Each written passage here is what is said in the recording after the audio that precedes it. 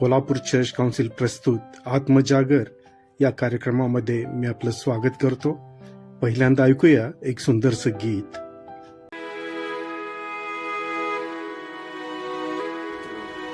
मंगला हे प्रेमला स्तवने अर्पितो तुला.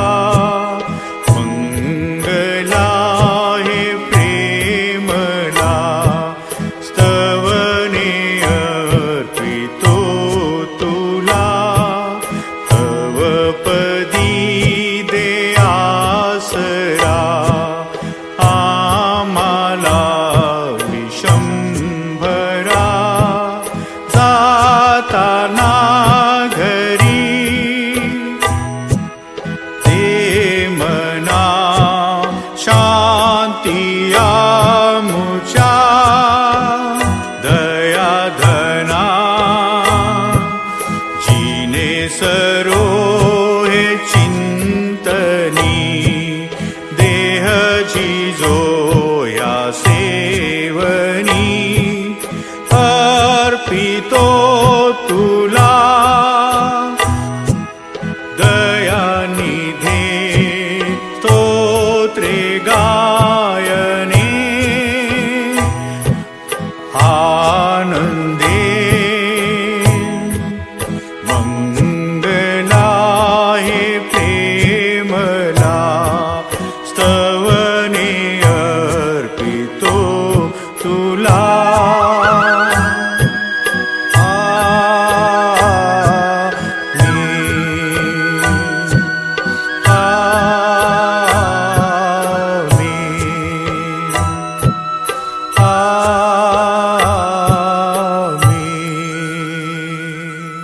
Kolhapur church council प्रस्तुत आत्मजागर या दैनंदिन मननामध्ये मी अनिता आष्टेकर आपले स्वागत करीत आहे.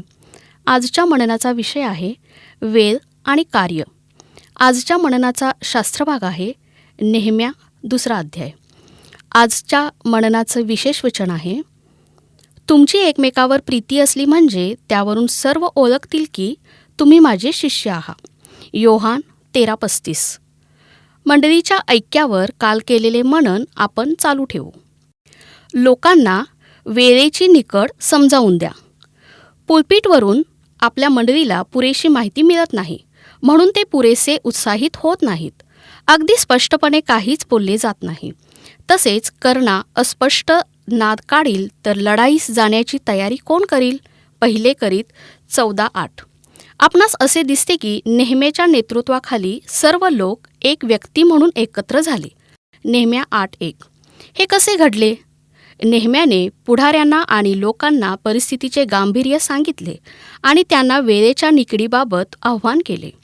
लोकांनी पुढाऱ्यांच्या आत्म्याची पकड घेतली आणि त्याला होकारात्मक आणि उत्कट प्रतिसाद दिला. तेव्हा ते म्हणाले, चला आपण उठून बांधण्याच्या कामास लागू. तेव्हा त्यांनी ते सत्कार्य करण्याची हिंमत बांधली. जेवढे महान आव्हान होते तसेच खोल समर्पणही होते.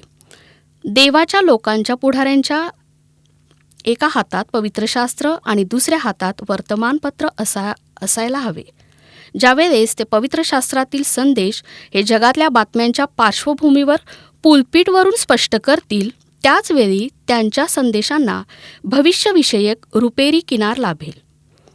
सुवार्थ कार्यासाठी समान व्यासपीठ वापरा.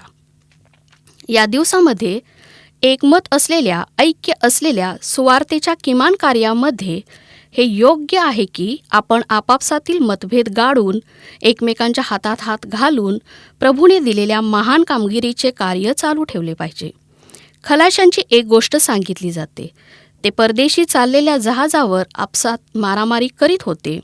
जेव्हा त्यांनी एक प्रवासी अनावधाने समुद्रात पडलेला पाहिला तेव्हा ते आपले भांडण विसरले आणि त्या प्रवाशाचा बचाव करण्याच्या प्रयत्नाने एकजुटीने करू लागले. सुवार्ता प्रसाराचे कार्य अशा प्रकारे आहे. या कार्याची महानता आणि निकड याची जाणीव झाल्यामुळे आपण आपसातील किरकोळ मतभेद विसरून एकमताने खांद्याला खांदा लावून एकत्र कार्य करण्यास प्रोत्साहित होतो. या पृथ्वीवर देवाच्या लोकांमधील ऐक्याचा अंतिम उद्देश हाच आहे की जगावर वधस्तंभाच्या संदेशाचा प्रभाव पडणे. सुवार्थ कार्य करण्याच्या प्रयत्नात आपण इतर मंडळ्या व संघटनांना शक्य तितके मार्ग मोकळे करून ऐक्य साधले पाहिजे. आपण प्रार्थना करू. देवबापा, आम्ही तुझ्याजवळ येतो. देवबापा, मी लीन आणि नम्र होतो. देवबापा, आमच्या अंतःकरणाचा मनाचा ताबा तू घे परमेश्वरा.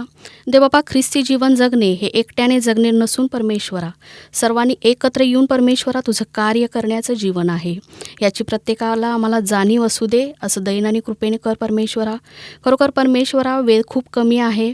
देवबापा, आम्ही तुझी सुवार्ता करण्यासाठी, तुझं कार्य करण्यासाठी देवबापा एकजुटीने एकत्र राहावं आणि परमेश्वरा प्रत्येक गोष्ट परमेश्वरा पवित्र शास्त्रामधील देवबापा आणि आजूबाजूला ज्या घडत आहेत परमेश्वरा त्यांचं कंपॅरिझन करण्यासाठी देवबापा तू आमच्या अंतःकरणाचा मनाचा ताबा घे परमेश्वरा.